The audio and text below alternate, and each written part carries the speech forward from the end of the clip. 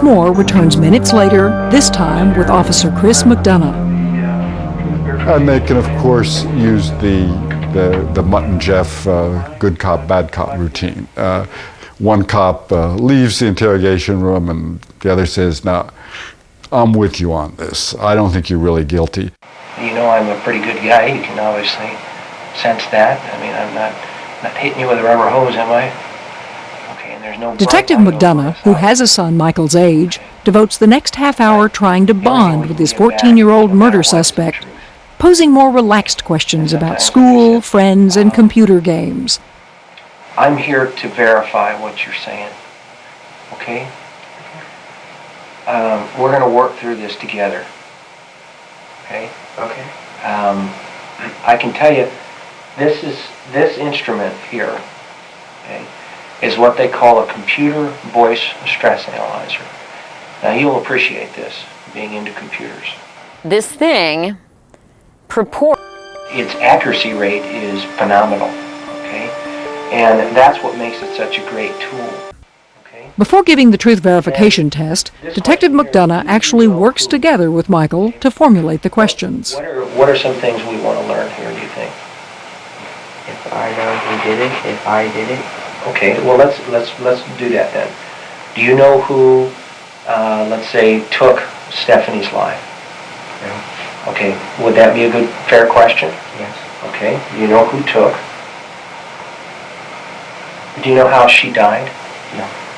Soon the test questions are agreed upon, and McDonough asks Michael to sign a form declaring he's about to take the test voluntarily. So you don't realize what's happening. You've now been sucked into a process, and that process is going to roll forward for as long as you let it roll forward. So Michael's interrogation continues. All the while, his parents assume he's being looked after at a children's shelter, unaware he is in police custody. They just kept grilling and grilling and grilling, and to think that we were at home not even knowing he was near the police station. If we would have known, we would have been there. Now, however, Michael seems almost relieved to be cooperating and submits readily to the voice stress analyzer. Are you sitting down? Yes. Do you know who took Stephanie's life? No. Is today Thursday? Yes. Did you take Stephanie's life? No. 8 minutes later, the truth exam is complete. Let me go over these charts and I'll be back here in a couple minutes, okay? When we come back, what will the voice stress exam reveal? Now, Detective Chris McDonough returns with the results. What did you think? What were your thoughts through the whole thing? I don't know. Nervous. Nervous? Okay, let's go over that. What were you nervous about? I don't know, that it might be wrong. Okay, in what way? And it might say I did kill Stephanie. Okay, and why would it say that? I don't know, because everyone's already treating me like that. And I can understand your feelings there, okay? I mean, you're 14 and you've been through a lot, okay? But this instrument doesn't know you, does it? No. Science is in our favor. Okay, technology's on our side. Okay? I mean, can you understand that? The detective shows Michael the charts of his performance on the so-called truth exam. They indicate he lied when he answered no to question 12, do you know who took Stephanie's life? Maybe there's something we need to understand about Michael and about your sister that we didn't understand, and maybe somebody could have helped. It's okay. It's okay to feel the way you feel. I really Okay, but I don't know. Okay. I don't know why I'd say that. I swear to God, I don't know. But the police think they know. Their theory on this second day of the investigation is that a very smart, very lonely, and very angry Michael Crowe stabbed his sister to death. His likely motive, a rage-fueled case of sibling rivalry. I'm looking at you right now, okay, and inside you're about ready to burst. We can't bring her back. She's gone. Okay? You're fighting it. You're I don't know what to do anymore. I understand. Now I'm being told that I'm lying. I'm not saying, Michael, I'm not saying that. Have you heard me say that? What if they come back and say to you, Michael, We have your hair. While the search for truth is at the heart of the interrogation process, the police are not required to tell the truth. They can use false polygraph lie detector test results to say your polygraph showed you were guilty when that was not the case. And this is all considered legitimate interrogation tactics. As far as I'm concerned, there are no rules with homicide. No rules. You have to stay within the law. You have to be aware that people have rights, but there are no rules. And yes, we can use deception. I think many of the American public would be surprised and shocked by this. They're allowed to lie to their suspect. Courts have allowed them to lie. They say, Michael, we have your hair in her hand. And all of a sudden, you go, now what? I mean, what are you going to do at that point? I mean, At that point, hypothetically. I would have to completely blanked out and did it without knowing it. Because I don't know. Okay. Hypothetically. Could that have happened? No, not that I know of. Not that you know of. Like I said, I would have to be completely unaware of it. Okay.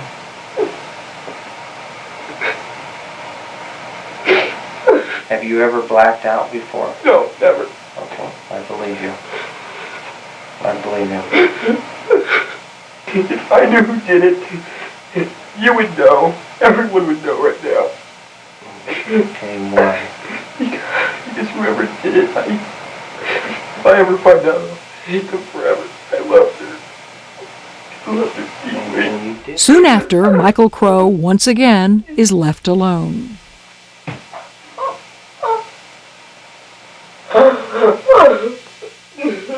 The next thing is to convince the person that their situation is hopeless.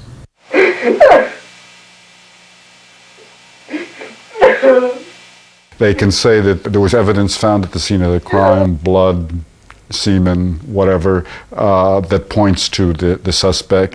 Now, Ralph Clater, the lead detective on this homicide case, an investigator with 23 years of experience, returns with his tough, less patient style and more false evidence. You know, there was a lot of blood. It's very difficult. It's very difficult. You need to stay with me, Michael. It's very difficult for the person who did it not to get blood on them. Yeah. Okay? And not to transfer that blood to other parts of the house. Yeah. We found blood in your room already. God. You're talking to a 14-year-old kid. Wasn't it possible that the blood did turn up in the room?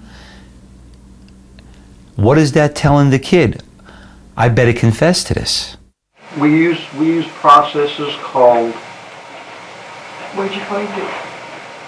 pardon me? Where'd you find the blood? I'm sure you know. What? God, I don't know. I didn't do it. I'll swear to that. Does that mean you can't tell me about the night? I don't know what you're talking about. Okay. I don't know what you're talking about. You're 14? Yes. You got your whole life ahead of you, don't you? Yeah. At that point, he's being, accused of the unthinkable. He's being accused of murdering his own sister. And he's insisting, look, I didn't do it, I didn't do it. But they wouldn't take no for an answer. God. Oh, God. God. Why? You tell me. Why are you doing this to me? If I did this, I don't remember it. I don't remember a thing. And you know what? That's possible. Like many boys his age, 14-year-old Michael Crowe spent much of his free time playing video games. Very often, perhaps too often, he was alone in his room, absorbed by the violent imagery. On Friday, January 23, 1998, Michael Crowe once again enters the all-too-real world of a murder investigation where he is seen as the demon. With advice from a psychologist, detectives Ralph Clater and Mark Risley confront their teenage suspect with the theory that there may be two Michaels, and now they need the good Michael to help them expose the bad one. You're a child. You're 14 years old. Nobody's going to hold you to the same standards that they would some criminal on the street. Okay? You're going to need some help through this. One way to get this help, detectives suggest, is for Michael to write a letter to his dead sister asking for her forgiveness. Outstanding tool. I never used the letter, but I have used other emotional tools. Tools like this one that tend to ease a suspect's burden of guilt. Left alone in the interrogation room for the next 24 minutes, here is some of what Michael Crowe writes to the sister the police believe he killed. Dear Stephanie, they are putting me through hell, and I think that's what I deserve. If I did do this, then I am insane. The only way I know I did is because they told me I did. I want you to know that I was not myself when I did this. When Detectives Claytor and Risley return, they focus on the words in Michael's letter that, for the very first time, speak of his guilt. They push him for details of the killing, asking him which parts of his sister's body he might have stabbed in order to kill her. God, it's blessing that I can't remember. Please don't make me. But making Michael remember is exactly what investigators are here to do. They tell him he faces two paths. If he doesn't talk and the case against him is made without his help, he'll go to jail. But if he does provide details, he can expect help in return. And you have my personal guarantee that the help you need to accept this is going to be forthcoming. That is what the system is geared for. I want to go down that path. No. Cut it out. Cut it out, Mike. Cut it out. God. The reason I'm sounding impatient, Mike, is the 11th hour is rapidly approaching. All this evidence is going to be in. You put a rush on some things that, quite frankly, is going to bury you, my friend. And you need to head that off at the pass. You need to take the step over here first before you're hit with this avalanche. But at this point, the police do not have any such avalanche of evidence. They're bluffing Michael, and he falls for it. Like, I have this overwhelming feeling that I killed her, but... Okay, let's hear. Let me hear about it. I don't know why I feel that way. Let me hear about it. The pressure to get him to talk is working, yet he insists that the only details he can give them are ones he'll have to make up.